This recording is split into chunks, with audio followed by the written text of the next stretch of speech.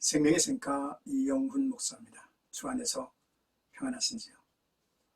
오늘은 11월 17일 금요일이죠. 신명기 묵상 47번째 시간입니다.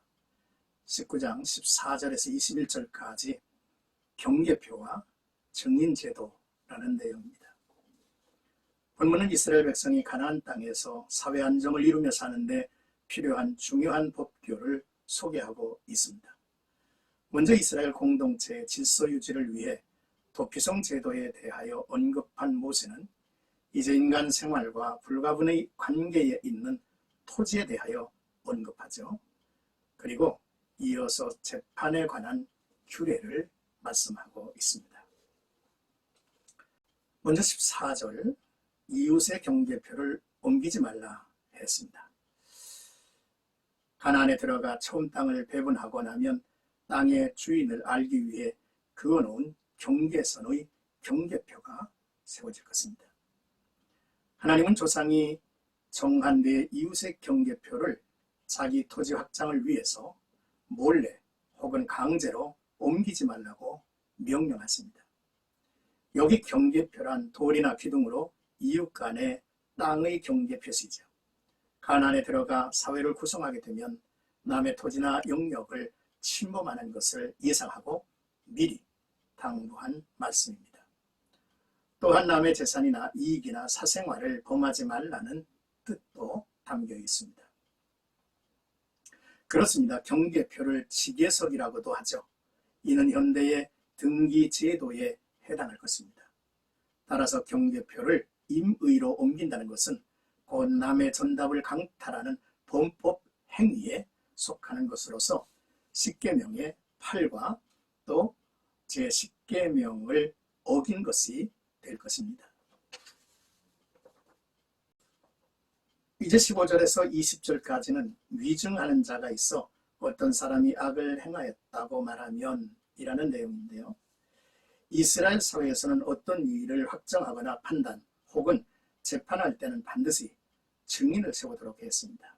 이때 두세 사람이 증언하여야 사실로 확정할 수 있죠. 현대법에도 그대로 적용되고 있습니다. 그런데 증인이 위증했을 경우가 문제입니다. 그래서 서로 아니라고 다툼이 일어나면 그들을 여호와 앞으로 나오게 하고 재판장은 자세히 조사하여 그 위증이 드러나면 반드시 그를 처벌하라고 했습니다. 그 처벌의 수위는 위증자가 그 위증을 통해 누린 것만큼 그 위증자에게 피해를 주라는 것입니다. 좀 더 설명한다면 여기서 말하는 위증하는 자란 단순히 실제로 없었던 일을 마치 있었던 것인 양 꾸며내어 거짓 증거하는 자만이 아니라 거기에서 더 나아가 본래 그 사람에게 악한 감정이 있어서 그를 함정에 빠뜨리려는 음모로 거짓 증거하는 자를 가리키죠. 이는 제9계명을 위반하는 것으로서 그 사람을 고의로 살인하는 것과 다를 바 없는 죄인 것입니다. 그러므로 이 같은 사람을 엄중히 벌하여 사람들이 이런 사실을 듣고 두려워하여 다시는 위증의 범죄에 빠지지 않도록 경계로 삼으라 하셨습니다. 이제 21절, 내 눈이 긍휼히 여기지 말라 생명에는 생명으로 라는 내용입니다. 본단락은 소위 동태복수법 혹은 동해복수법으로 당한 만큼 복수케 하는 법입니다. 이 법이 오늘날에는 끔찍한 법으로 여겨지지만 사적인 복수가 일반적이었고 때때로 가혹하게 자행되던 당시 원시사회에서는 복수의 한계를 정해 죄인을 보호하는 관용의 법의 의미도 찾게 합니다. 인간의 복수는 언제나 가혹해 상대가 내 뺨을 쳤으면 나는 아예 몽둥이로 거반 죽을 만큼 때려야 마음이 시원해지는 그러한 인간의 악한 성품을 이제 보여주기도 하죠. 이런 방식의 처벌법은 고대 근동 국가에서는 거의 보편적으로 존재했었는데 바벨론의 하무라이 법전이나 로마의 12동판법에도 나타나 있습니다. 이 같은 보복법에서 공통으로 발견되는 특징은 사법부가 신적인 권위를 가지고 있다는 것이죠. 그러나 한편 예수 그리스도는 보복법에 우선하는 사랑과 희생의 법을 가르치셨습니다. 율법적인 제재에 의해서만 행악을 규제하던 유아기적 상태에서 더욱 성숙하여 신앙과 양심의 법으로 자신을 통제하는 것이었습니다.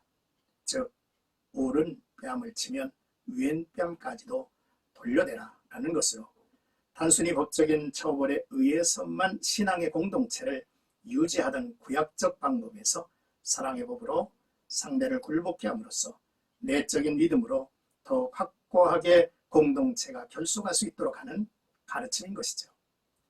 이런 점에서 신약시대에 사는 우리는 보다 차원 높은 신앙과 사랑의 법에 따라서 통제를 받고 있다고 할 수 있을 것입니다.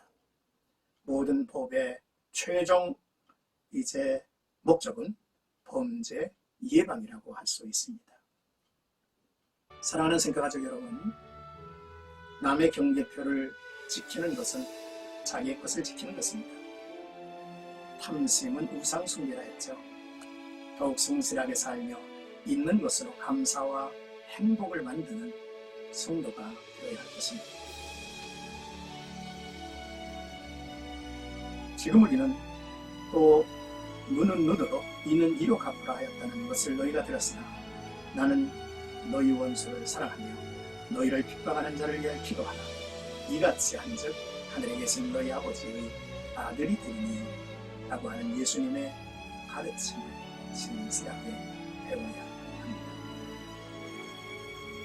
오늘도 나와 여러분들의 삶 속에 살아계신 주님, 우리와 함께 하시는 주님과 더불어서 이 세상을 밝히고 이 세상을 변화시키고 살아가는 축복이 있기를 주의 이름으로